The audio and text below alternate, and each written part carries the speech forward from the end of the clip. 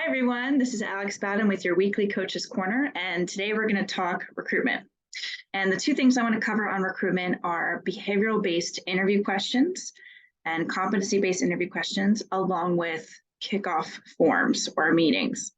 So first things first, how many of you are asking behavioral-based questions? And if you don't know what that means, behavioral-based means that we are focusing on what candidates have done previously instead of what they would hypothetically do. So an example of that would be, tell me about a time when you initiated a process improvement without being asked. Or give me an example of a time you had a conflict with a team member. What happened next? How did you handle it and how did it turn out? Those force the candidate to come up with real life scenarios where they're giving examples of how they actually behaved in a certain situation versus what they think they would do in that situation. And the reason why it's so critical is that we tend to be very positive about how we'll behave in situations. So let me give you a fun example I usually use. If we're on a deserted island and it came down to us having to decide between us surviving or the whole group surviving, what would you choose? Now, many of us like to think of ourselves as altruistic, and we probably would say, no, we're going to choose the benefit of the whole group. Well, until you're actually in that situation, you don't really know what you're going to do. So even though you might totally believe that that's what you're going to do, we don't actually know because you haven't lived it before. And reality is very different from what we think we're going to do or how we're going to handle a situation. So the best way to conduct an interview is to make sure you're crafting really thoughtful questions that ask examples of leveraging competencies they're going to need to use in the role.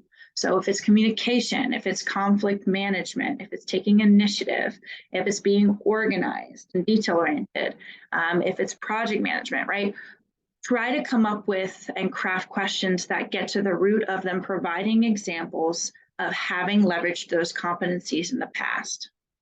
Now, next, and this really should be the first one, how do we start hiring for a position?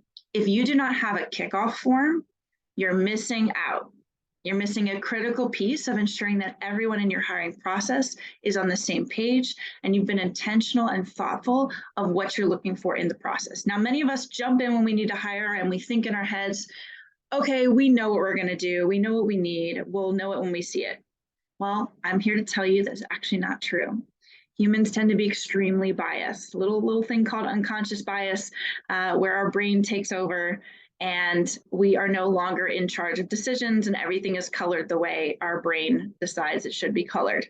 Now, that's a very, rudimentary explanation of how unconscious bias works, but in an interview, we are usually highly biased. And so we're not actually looking at it through the lens of objectivity.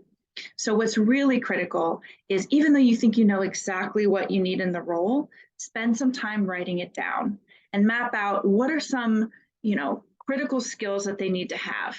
And this shouldn't just be technical skills. It should also be personality traits or character traits. What is deemed as soft skills are actually proven to be far more effective in a role because those are things you cannot train versus those hard skills or technical skills that you can. So make sure you're fleshing all of that out ahead of time.